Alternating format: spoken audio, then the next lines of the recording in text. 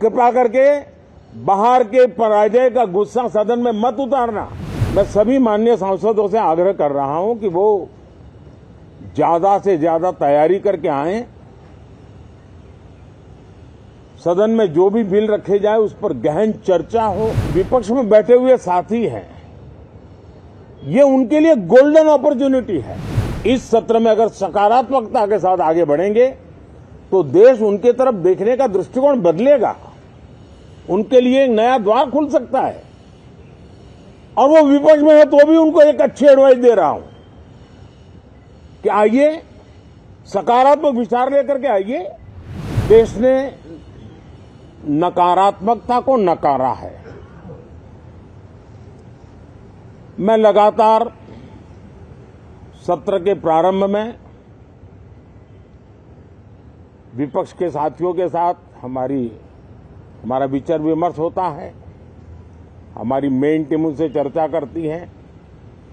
मिलकर के भी सबके सहयोग के लिए हम हमेशा प्रार्थना करते हैं, आग्रह करते हैं। इस बार भी इस प्रकार की सारी प्रक्रियाएं कर ली गई हैं और आपके माध्यम से भी मैं सार्वजनिक रूप से हमेशा हमारे सभी सांसदों से आग्रह करता हूं,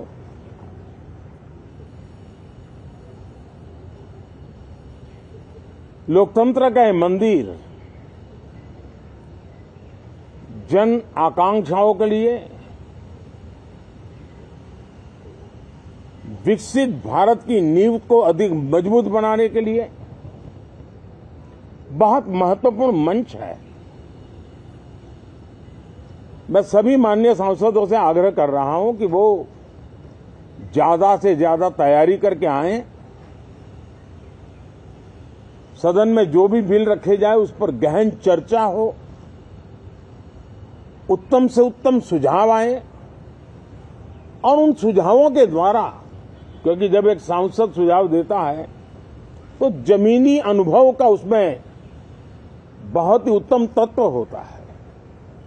लेकिन अगर चर्चा ही नहीं होती है तो देश उससे मिस करता है उन चीजों को।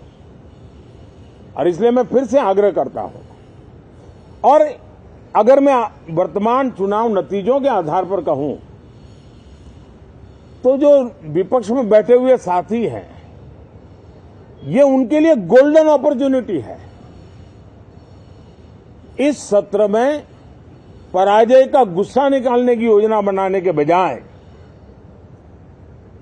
इस पराजय में से सीख करके पिछले 9 साल से चलाई गई नकारात्मकता की प्रवृत्ति को छोड़ करके इस सत्र में अगर सकारात्मकता के साथ आगे बढ़ेंगे तो देश उनके तरफ देखने का दृष्टिकोण बदलेगा, उनके लिए एक नया द्वार खुल सकता है। और वो विपक्ष में है तो भी उनको एक अच्छी एडवाइस दे रहा हूं कि आइए, सकारात्मक विचार लेकर के आइए। अगर हम 10 कदम चलते तो आप 12 कदम करके फैसला लेकर के आइए। हर किसी का भविष्य उज्जवल है, निराश होने की जरूरत नहीं है। लेकिन कृपा करके बाहर के पराजय का गुस्सा सदन में मत उतारना। हताशा, निराशा होगी, आपके साथियों को आपका दम दिखाने के लिए कुछ न कुछ करना भी पड़ेगा।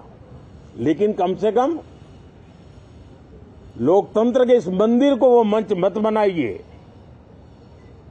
और अभी भी मैं कहता हूं, मैं मेरे लंबे अनुभव के आधार पर कहता हूं कि थोड़ा सा अपना रुख बदलिए, विरोध के लिए विरोध का तरीका छोड़िए, देश हित में सकारात्मक चीजों का साथ दीजिए, अच्छी उसमें जो कमियां हो उसकी डिबेट कीजिए।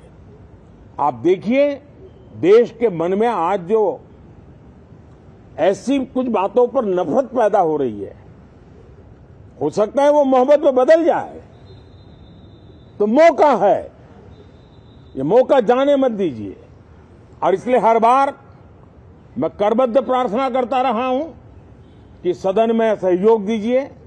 आज मैं राजनीतिक दृष्टिकोण से भी कहना चाहता हूं कि आपका भी भला इसमें है कि आप देश को सकारात्मकता का संदेश दें, आपकी छवि नफरत की और नकारात्मकता की बने, वो लोकतंत्र के लिए अच्छा नहीं है। लोकतंत्र में विपक्ष भी इतना ही महत्वपूर्ण है, उतना ही मूल्यवान है और उतना ही सामर्थ्यवान भी होना चाहिए।